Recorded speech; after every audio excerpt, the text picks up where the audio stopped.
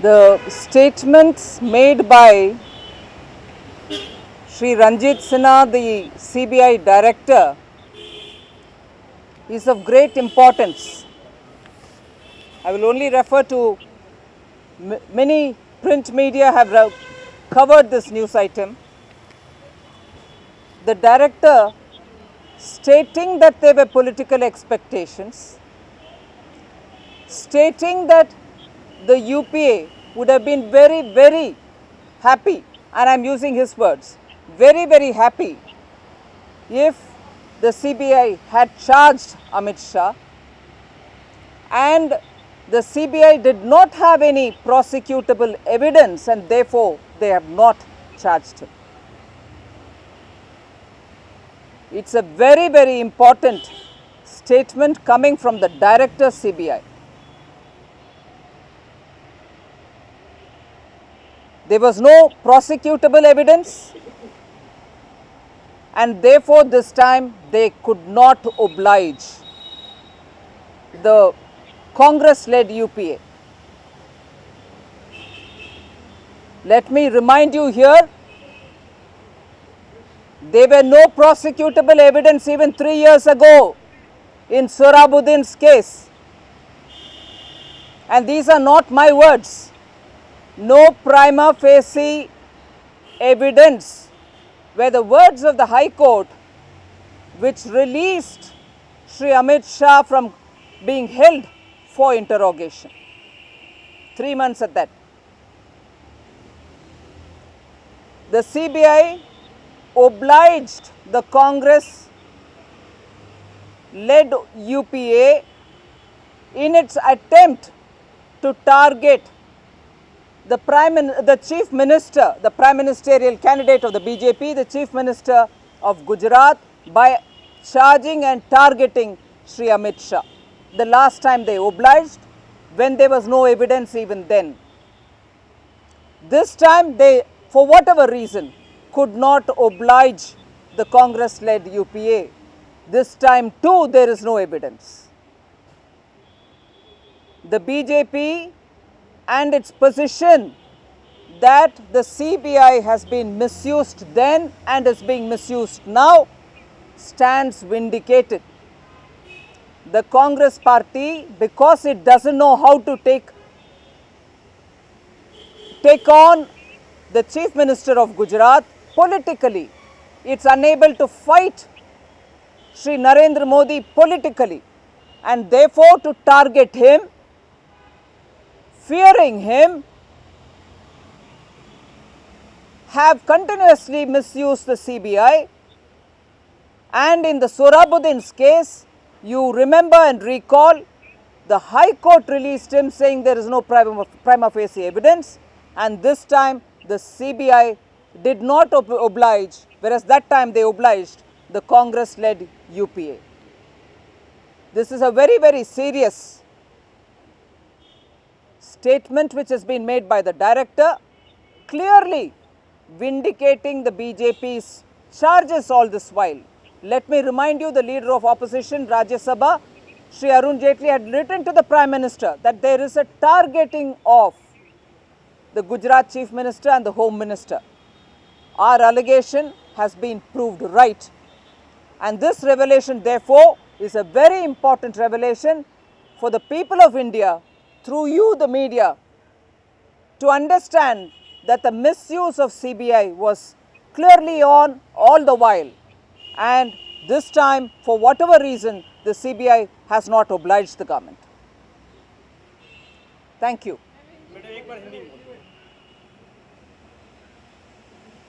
आज CBI director Shri Ranjit Sinha ji के statement से भारतीय जनता पार्टी के पोजीशन जो थे और आज भी है कि सीबीआई को दुरुपयोग करते हुए राजनीतिक खेल और राजनीतिक एक षड्यंत्र जैसे कांग्रेस से चलाया हुआ खेल का खुलासा हुआ है। राजनीतिक फाइट करने में असफल रहे हैं कांग्रेस पार्टी नरेंद्र मोदी जी के खिलाफ। और उस फाइट में आगे कैसे जाएं उसका भी उनका आंकड़ा नहीं है। इसीलिए बार बार सीबीआई को दुरुपयोग करते हुए नरेंद्र मोदी जी को टारगेट करने के लिए उनके होम मिनिस्टर, तब के होम मिनिस्टर श्री अमित शाह को बार बार टारगेट करते आए हैं। सोहराबुद्दीन केस में भी टारगेट करके ही उनको 3 महीने तक पूछताछ करने के बहाना रखते हुए उनको अरेस्ट करके रखे थे और हाई कोर्ट के द्वारा उनको रिलीज हुआ। तब हाई कोर्ट का स्टेटमेंट था कि प्राइमा फेसी एविडेंस कुछ भी नहीं है और तब सीबीआई ने कांग्रेस की सरकार को ओब्लाइज किया है आगे उस केस को बढ़ाने में। मगर अभी आज इस रंजीत सिन्हा जी के बयान से ये स्पष्ट हो रही है कि इशरत जहां की केस में उनको सरकार को मदद करने के लिए किसी भी कारण, पता नहीं, एविडेंस नहीं है बोलने के आड़ में आकर के बोल रहे हैं कि उनको ओब्लाइज नहीं कर पा रहे हैं। आज भी एविडेंस नहीं है अमित शाह जी के खिलाफ इशरत जहां की केस में। तब भी सोहराबुद्दीन केस में एविडेंस नहीं था, तब ओब्लाइज किया है सीबीआई ने कांग्रेस गवर्नमेंट को। इस बार पता नहीं क्यों एविडेंस के आड़ में आकर के ओब्लाइज नहीं कर रहे हैं। तब भी एविडेंस नहीं था, आज भी एविडेंस नहीं है। सिर्फ ये सीबीआई को दुरुपयोग करते हुए नरेंद्र मोदी जी को टारगेट करने के लिए ये षड्यंत्र चलते रहे और आज भी शायद चल रही है, मगर इस बार सीबीआई उनको उनके फेवर नहीं किया है। ये स्पष्ट हो गया है सिन्हा जी के बयान से।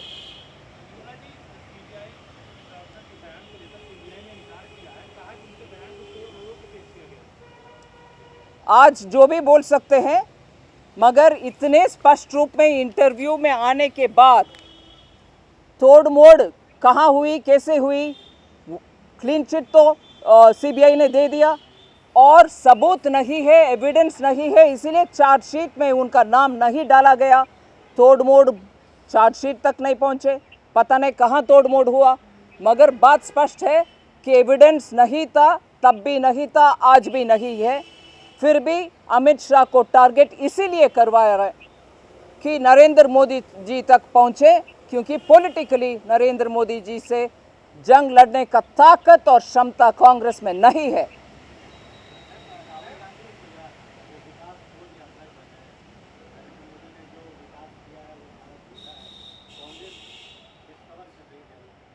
इसीलिए प्राइम मिनिस्टर के ऑफिस से लगातार पिछले 4-5 साल से गुजरात सरकार को बहुत तरह के अवार्ड्स देते जा रहे हैं। एक तरफ उनके सरकार अवार्ड दे रही है, दूसरी तरफ ये खेल हो रही है, उधर एक नाटक हो रही है। उधर कांग्रेस गुजरात में कंप्लीटली सफाई हो चुके हैं, अभी भी लोकसभा चुनाव लड़ने का उनमें कुछ आइडिया नहीं है, ताकत नहीं है। राहुल जी उनके अपने विजिट अच्छा करके आए, गुजरात के टूरिज्म के लिए वो काम में आएगा।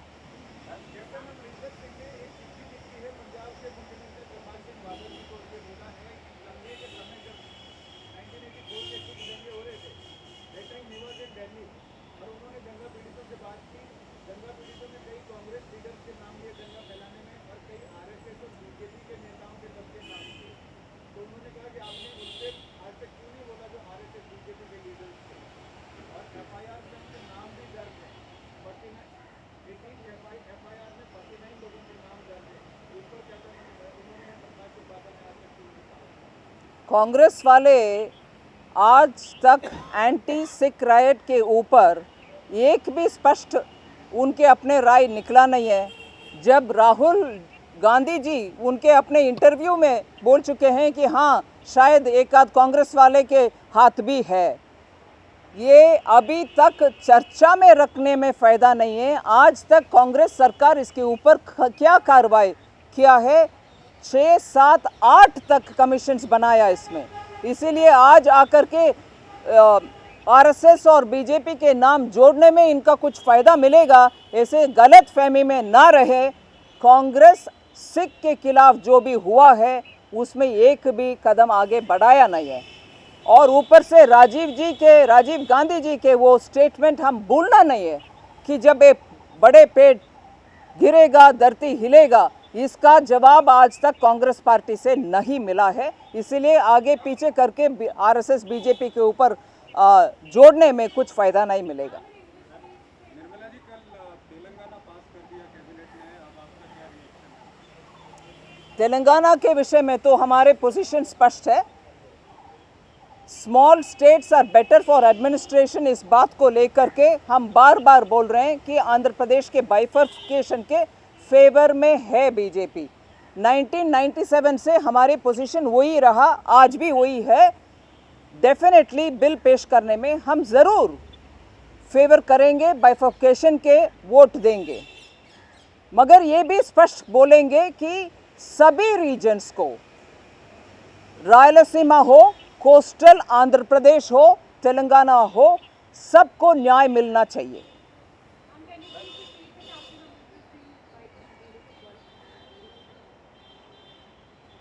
On the anti-Sikh riots, the Congress has remained quiet and muted all these 30 years. There have been several commissions appointed which held several congressmen directly responsible for the riots. And we cannot even forget the statement made by Sri Rajiv Gandhi then, that when a huge tree falls, the earth is bound to shake. For all this, the Congress party has not taken any step or action till date. They are only covering up and protecting those charged. Let me remind you here that there is also a summon from a US court on Srimati Sonia Gandhi. We do not know how they are responding to even that one.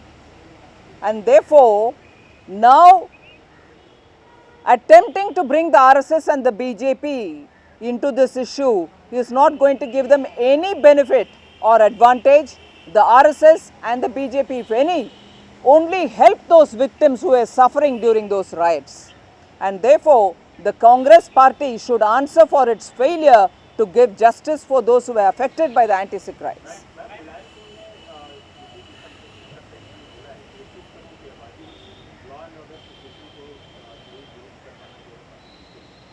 अगर मुश्किल है Samajwadi party, जनता को जवाब दें क्यों? अगर मुश्किल है वो पावर में क्यों कंटिन्यू कर रहे हैं? किसी और कोई और पार्टी आकर संभाले।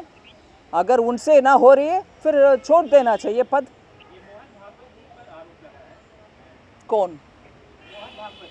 कौन आरोप लगा रहे हैं?